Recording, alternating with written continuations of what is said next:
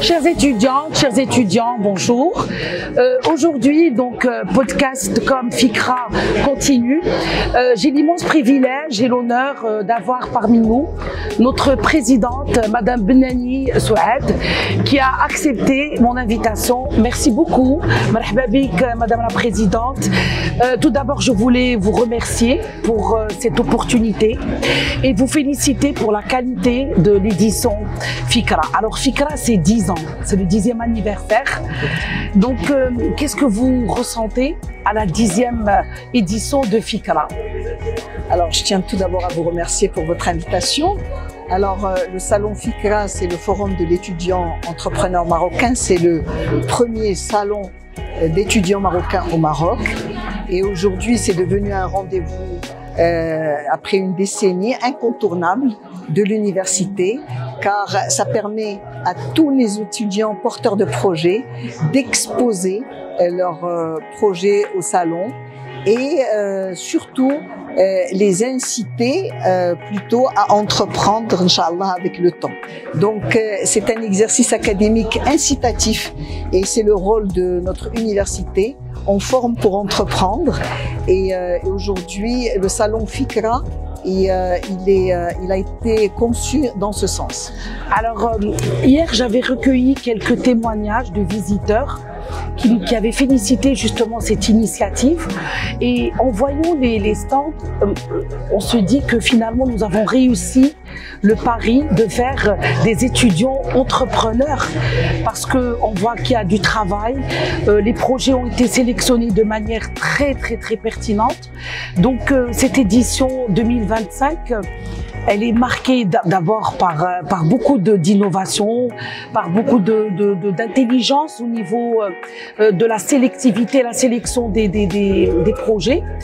Un petit mot, Madame Benani, pour les étudiants qui nous regardent, qui seront l'année prochaine amenés à participer à Fikra. Quels seraient vos conseils pour eux?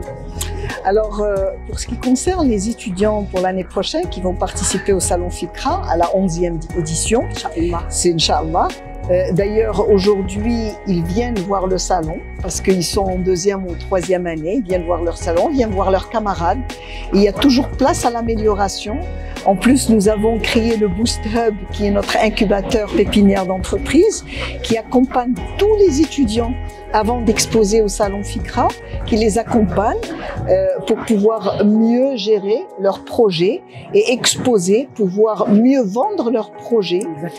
C'est très important et travailler toutes les parties, comme vous le savez, pour créer un projet, travailler la partie communication et puis bien sûr la partie financière, parce que c'est le nerf de la nerf, c'est d'avoir la faisabilité et aussi pour que le projet soit réalisable. Donc, le don d'un salon, c'est des entrepreneurs réellement. Ils ont été beaucoup touchés par la présence de Monsieur Louali. C'était un exercice pour eux, pour leur autonomie, indépendance, leur prise de parole. Et pour cela, nous vous remercions pour toutes ces initiatives. Un dernier mot peut-être à Madame Benani? Oui. Alors, tout ce que je peux dire à tous les étudiants d'Université Police et même les étudiants de l'Université de Nozo, parce que nous avons un partenariat avec la Cité de l'Innovation, que tout étudiant qui souhaite entreprendre, nous, on travaille, nous sommes présents à travers nos coachs qui sont au Boost Hub pour pouvoir encourager toute idée que chacun aurait, il souhaiterait entreprendre. On peut l'accompagner de l'esprit d'idée jusqu'à l'esprit de la création. Et aujourd'hui, nous allons créer, Inch'Allah, bientôt, à côté du Technocentre, un fonds d'amorçage pour tout étudiant, parce que ça, le côté pécunier reste un blocage pour la création d'entreprise.